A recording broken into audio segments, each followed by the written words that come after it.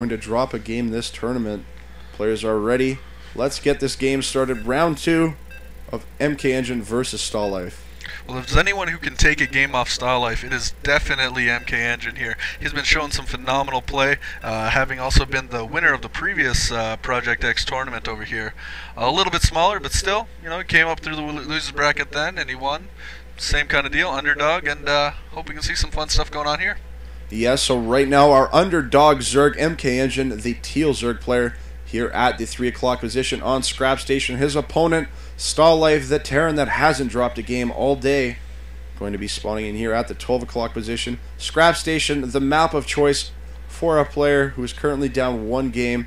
mkengyn selecting this map because it just feels most comfortable on this map. Last game we saw him try to go hash before pool.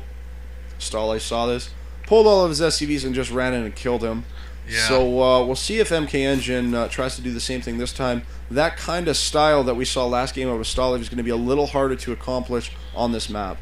Yeah, the thing about this map is that it definitely favors early Zerg macro, but if your opponent sees you doing that, and then, as I've said before multiple times, they decide to go macro mode and get an expansion up, you have to be prepared to take that third. It's a definite possibility, but with Terran here, they can take a fast third to any of these islands and really be quite safe. We could definitely see some air cheese, as Stalife was talking about before. He said he'd be happy to do a 2-port Banshee, some kind of stuff like that drops, or a definite possibility. So I guess we'll just see what happens. Yeah, Stalife did say in the interview he was planning on being extraordinarily abusive, so he's going to be doing pretty much everything he can. Playing this map by pretty much the Korean book. If there's anything that can be abused, he is going to abuse the hell out of it. And he's going to abuse it all the way to the bank. Stalife right now moving in this SCV to get some scouting information from the base of mkengyn, who's currently, again, just droning up here. Going to see if he throws down that... no, I actually completely missed his hatchery going down.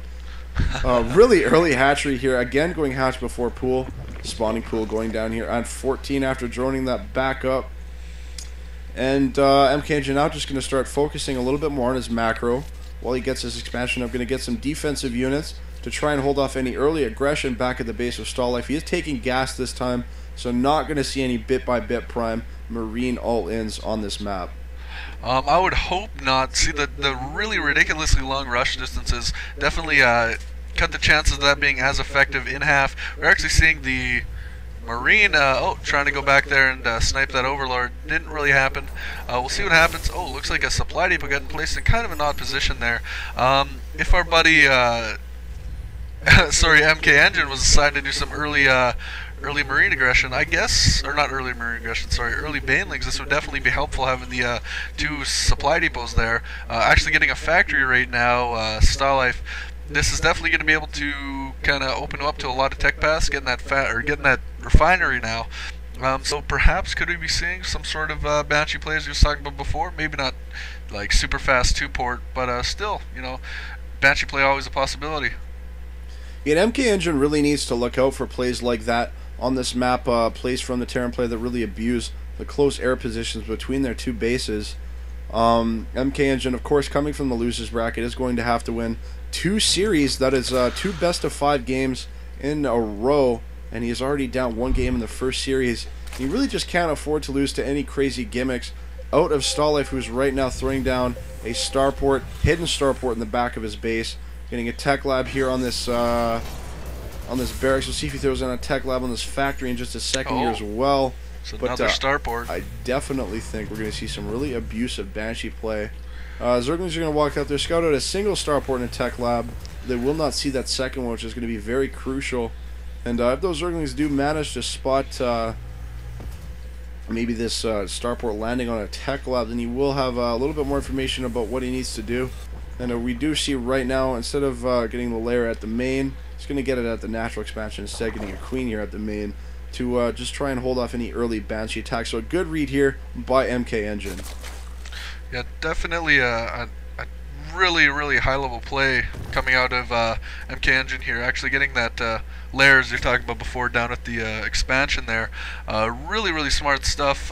Looks like he's getting that second queen also. Going to be able to really be able to defend against any sort of funky 2-racks, or not 2-racks, sorry, 2-port, just because he will be able to get that fast Overseer. He has those queens, he has the creep spread. He should be able to defend against this, unless Stalife decides to go a bit more all-in and just non-stop pump Banshees.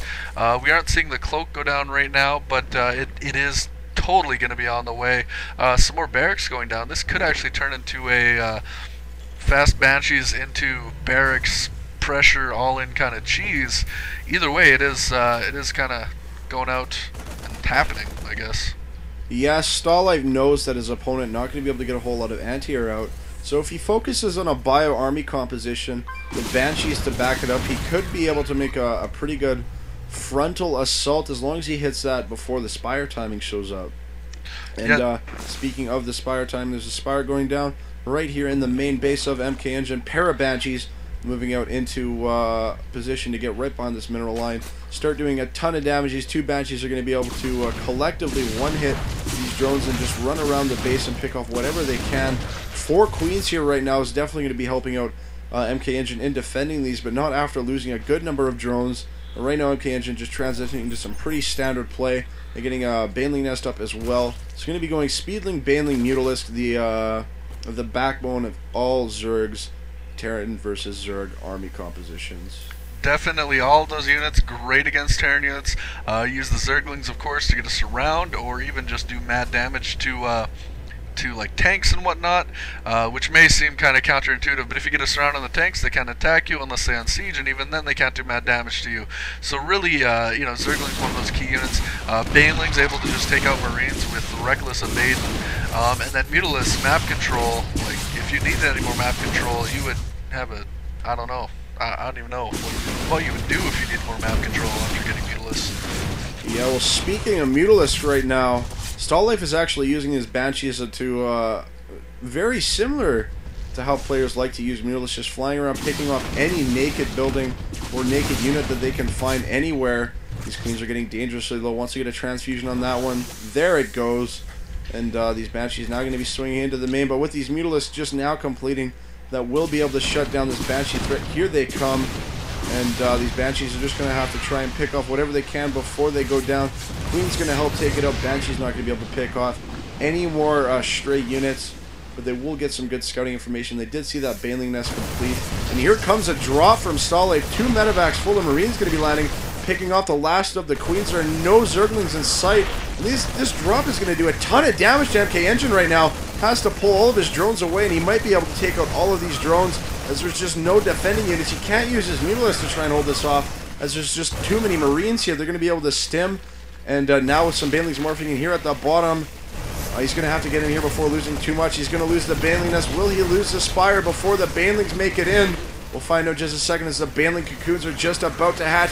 Here come the Banelings. They do not have centrifugal hooks, but they do have the creep advantage. Is Stalife's control good enough? He's actually trying to get that spawning pool instead. Going to shut down the only real threat of his opponent's play right now. Those Banelings. He's got the answers for the Mutalisk that he needs. Here come the Banelings once again. Nice drops. He's going to be running these Banelings around his opponent's base for a long time. Yeah, this is definitely some scary play over here. We see the Mutalisks up in Stalife's base, but they aren't going to do anything because of all the Marines that Stalife has up in there.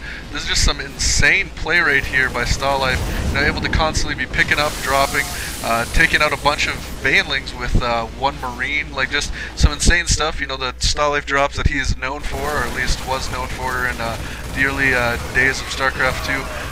And Jesus, those Marines just able to do so much. The medevac's now going to be getting murdered as soon as those Mutalisks decide to chase him down.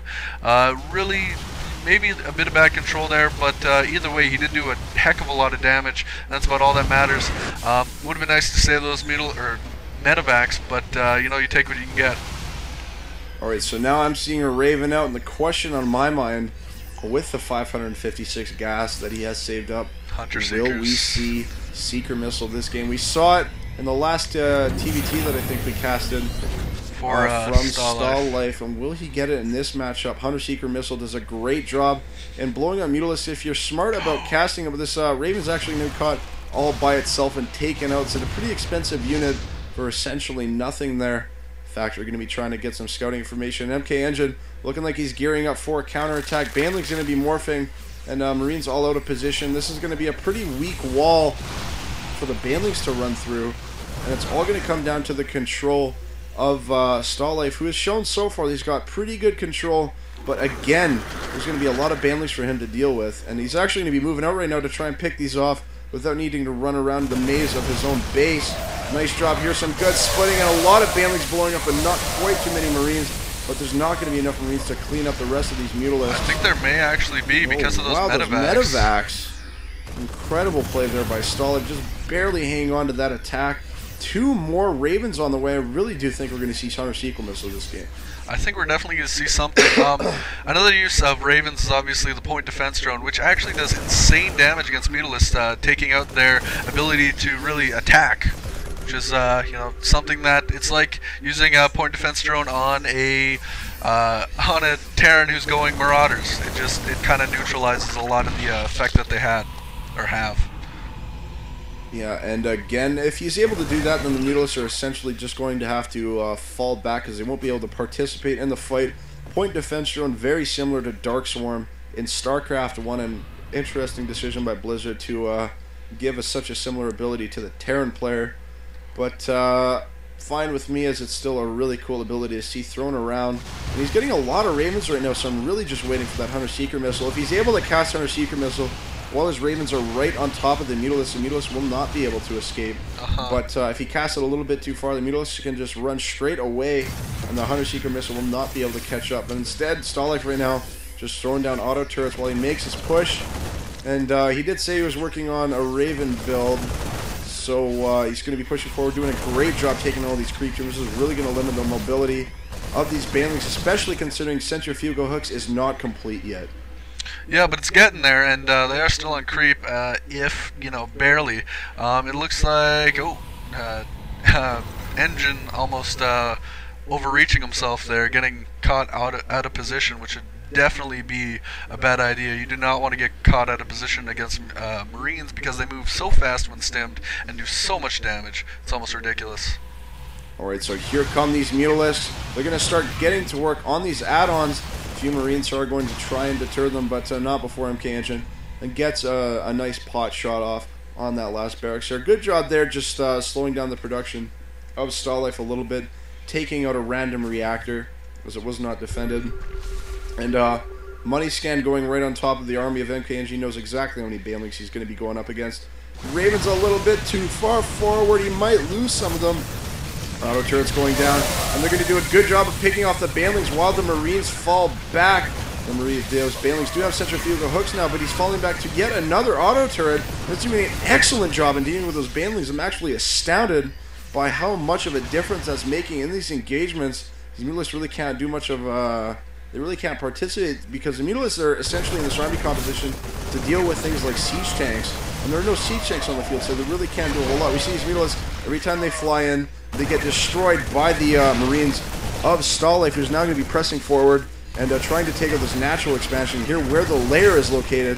He's going to be able to take out all of the drones here, and then this lair, then that's going to spell lights out for mkengyn.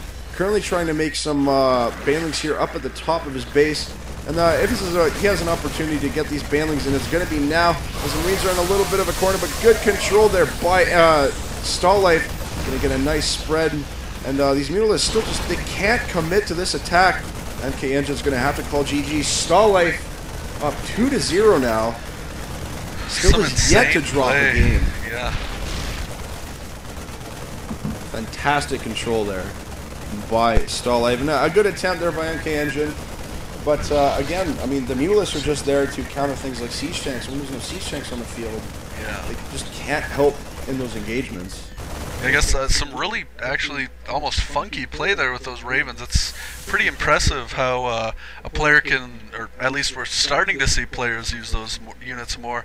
Normally you'd only see them for taking down the creep tumors and whatnot, but now we're actually starting to see a lot more use. I've even seen some players who are, you know, quite high up there. I've seen some replays where they use Ravens to great effect, so it's nice to see those units actually come to full use. Yeah, basically. Alright, so we'll find out what mkengyn will select for the next map. He cannot afford to drop another game in this series, or he will be going home as the second place winner. Stalife not dropping a single game if he wins his next one. So let's find out what will be taking place in the next and potentially final map for this tournament.